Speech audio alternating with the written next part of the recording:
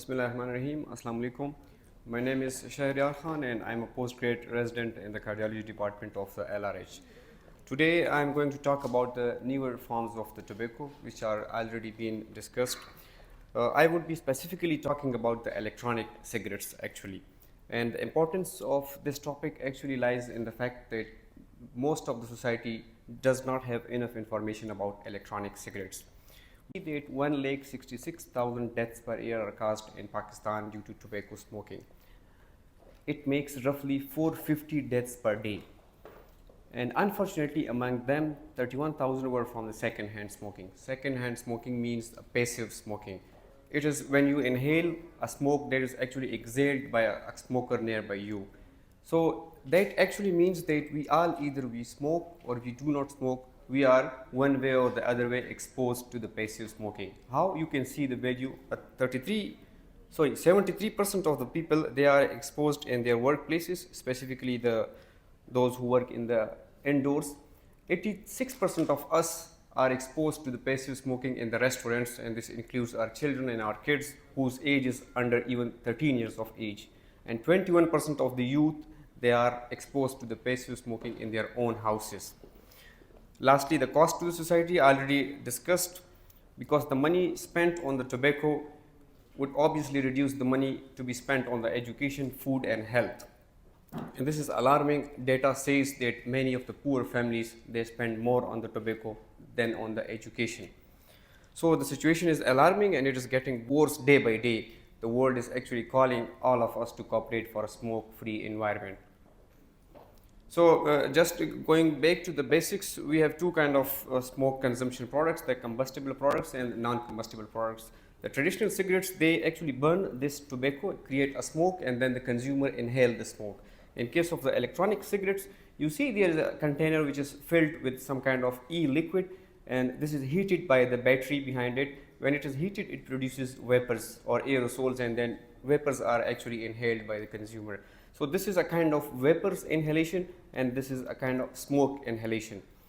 My presentation would be mainly in many parts contradicting Dr. Shumaila's presentation, so be ready for that.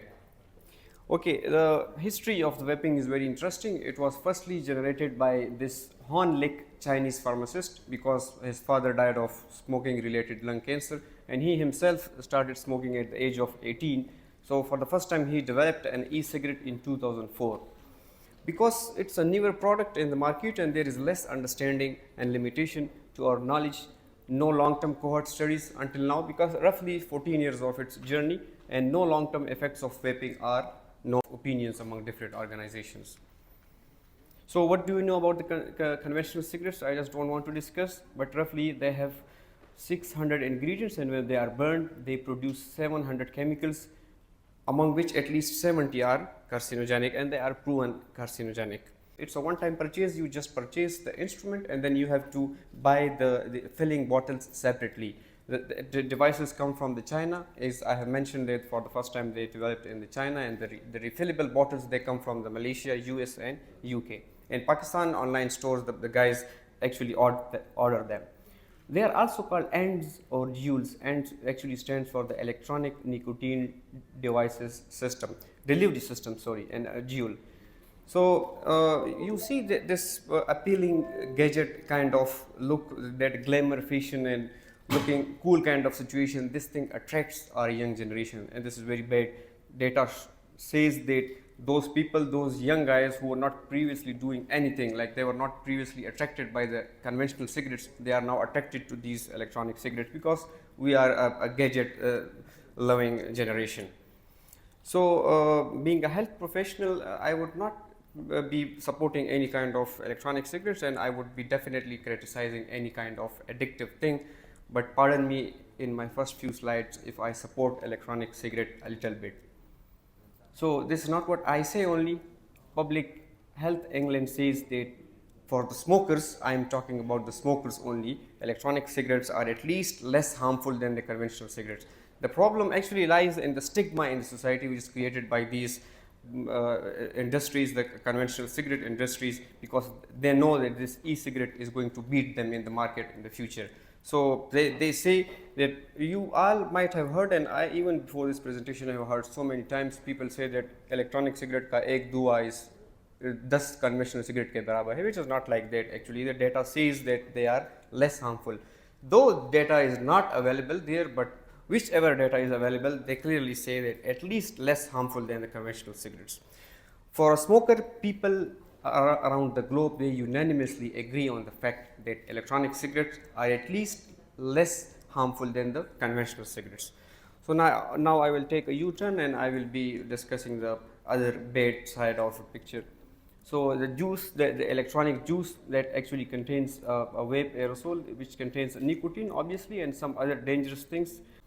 So these are the last 3 key points which I want you to keep in mind. That if even e-cigarette does not contain a nicotine, even then the flavoring and the additives, they also, as Dr. Nagdat Sahab in the start mentioned, that even these flavors are harmful and they have harmful side effects.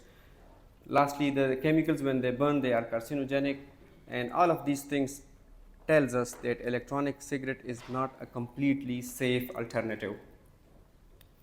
This is a take-home message for the non-smokers. There is no point or no justification of doing anything that is addictive. So nothing to do.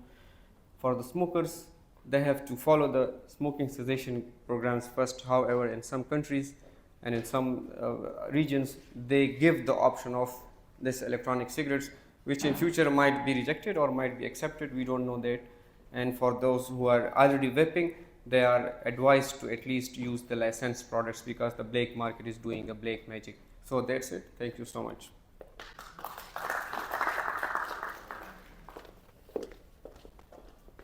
Thank you very much for the presentation. And now